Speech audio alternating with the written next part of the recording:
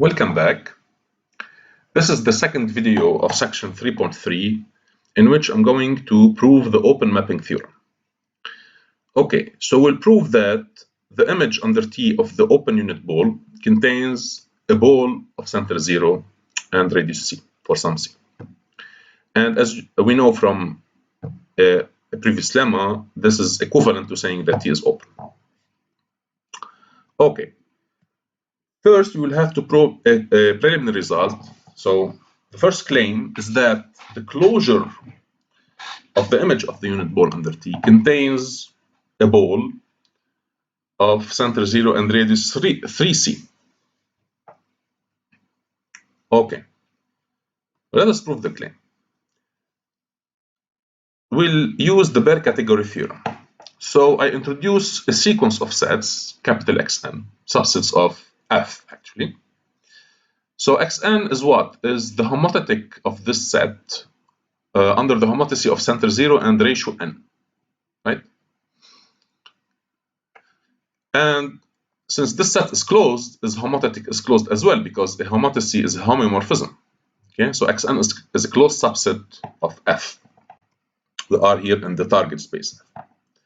And now I claim that this sequence covers F. So the union of all these sets Xn is F. How do I prove that? Double inclusion. Of course, Xn is an F by definition, so the union is an F. So I just have to prove that the union contains F. Okay, here's the proof. You can read it from here. T is surjective, therefore F is equal to T of E. Now I can write E as the union of balls of center 0 and radius n, and you should know that.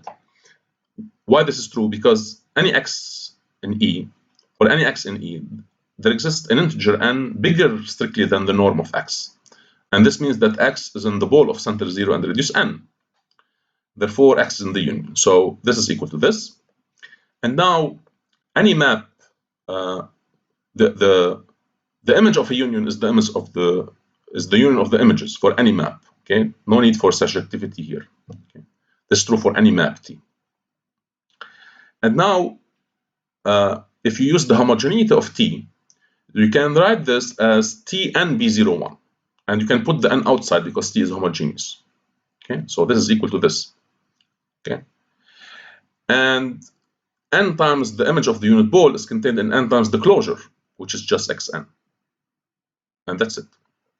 So this proves this equality. And now, by the bare category theorem, at least one of these sets, closed sets, has a non-empty interior. Okay, so there exists an integer m such that the interior of Xm is not empty. Okay, this means that the homothetic of this set has non-empty interior, but since homeomorphism takes interiors into interiors, it means that the interior of this set is not empty. Okay. So accordingly, we can choose an element y0 in the interior. What does it mean? So since the interior is an open set, it means that I can find a ball of center y0 contained in the interior and therefore contained in the set. And so if R is the radius of this ball, I take C to be R over 6. Okay, so I write R as 6C. So this is my constant. Okay, so there exists a constant C such that the open ball of center y0 and radius 6C is contained in the closure of this set. Okay, now I claim that minus y0 belongs also to the closure of this set. This is just a consequence of the symmetry of the unit ball. How do I prove that? Okay, y0 is in the ball, so y0 is here actually, we know that. So if y0 is in the closure of this ball, we know from a famous proposition in topology that y0 is the limit of a sequence in TB01. And a sequence in TB01 can be written as T of Xn, where Xn is in the ball of center 0 and radius 1. So y0 is the limit of a sequence of the form Txn for some sequence Xn in the unit ball. But the unit ball is symmetric. So if Xn belongs to B01, then minus Xn also belongs to B01.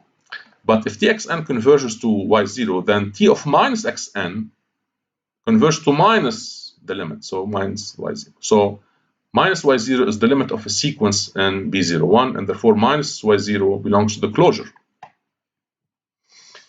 Okay, therefore, when I add, so this minus y0 is in the closure, and the ball, according to what you said, is contained in the closure. Therefore, the sum is contained in the sum of the closures. But we know from chapter 0 that this is just the ball of center 0 and radius 6c. Okay, but now, also according to an exercise of chapter 0, if the set is convex, then call it A, then A plus A is equal to 2A. Okay, so here B01 is convex, its image under a linear map is convex, and the closure of a convex set is a convex set. Okay, therefore, this is just twice. This is not something trivial, by the way, because if we don't assume convexity, we don't always have A plus A equal to A. Okay, but under the convexity condition, this is true. So this is not something trivial.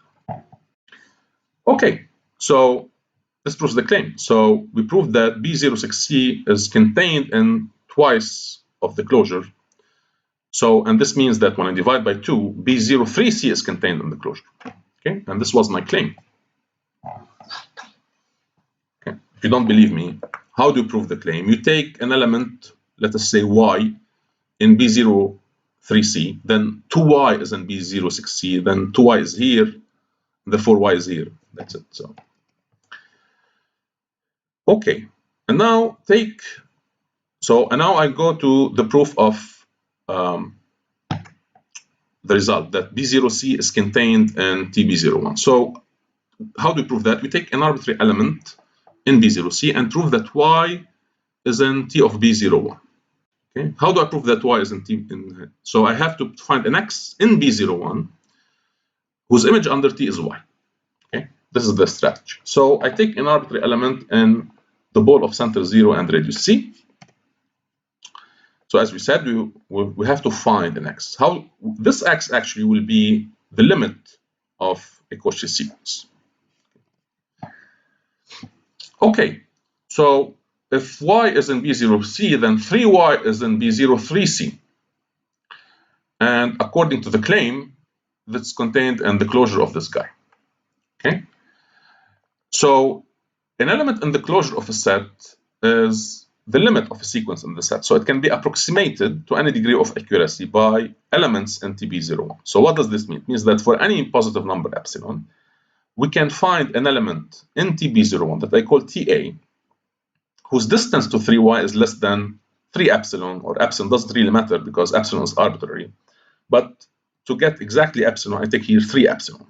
Okay, and then when I divide by 3 and using homogeneity of T and the norm, I get y minus T of A over 3 is less than epsilon.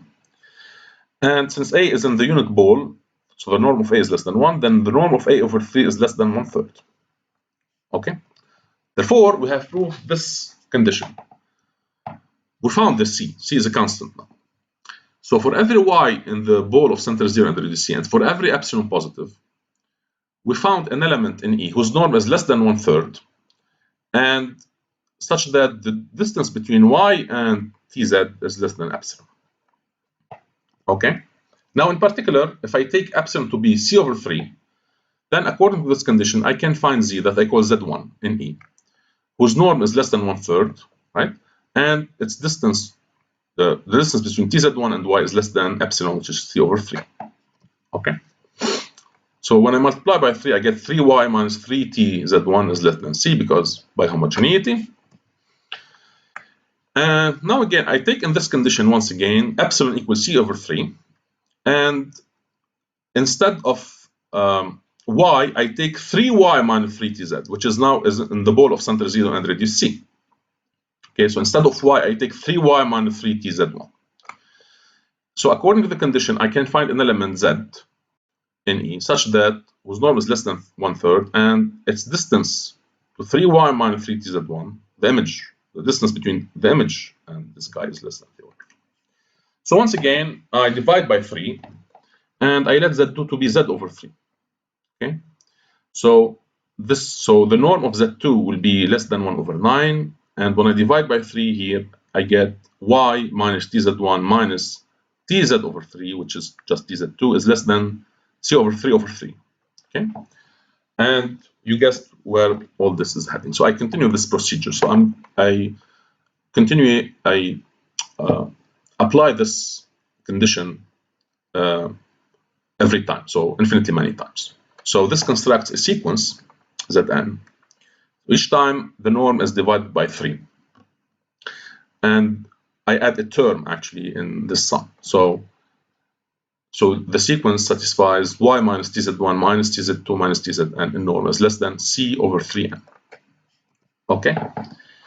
And now you may easily check that if I put xn to be the partial sum of the series, if you like, so xn equals z1 plus z2 plus zn, you should be able to prove that xn is a Cauchy sequence. How do I prove that?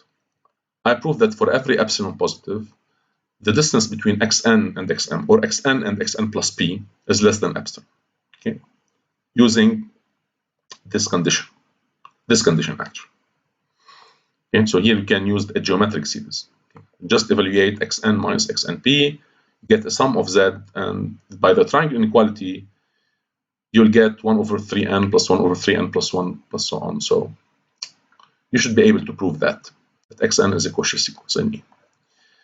And now we use the completeness assumption only. So since E is complete, it's a Banach space, then xn is convergent to some limit x, and this will be my candidate. Okay, so when I take the norm and by the triangle inequality, I get norm of xn less than norm of z1 plus norm of z2 plus norm of zn. Norm of z1 is less than 1/3, this is less than 1 over 9, and this is less than 1 over 3n. And there's a formula for this geometric sum. So it's 1/3 times 1 minus 1 over 3n over 1 minus 1/3. So when you compute it, you will convince yourself that this is less than 1/2. So when I let n tend to infinity, since xn converges to x, then norm of xn converges to norm of x, and therefore I get norm of xn is less than 1/2 or equal. And this is strictly less than 1. Okay? And since xn converges to x, then t of xn converges to t of x, since t is continuous. But this inequality, when I let n tend to infinity, so I can write this as t of xn. So y minus t of xn is less than c over 3n. So as n tend to infinity, this proves that t of xn converges to y. By uniqueness of limits, y equal tx.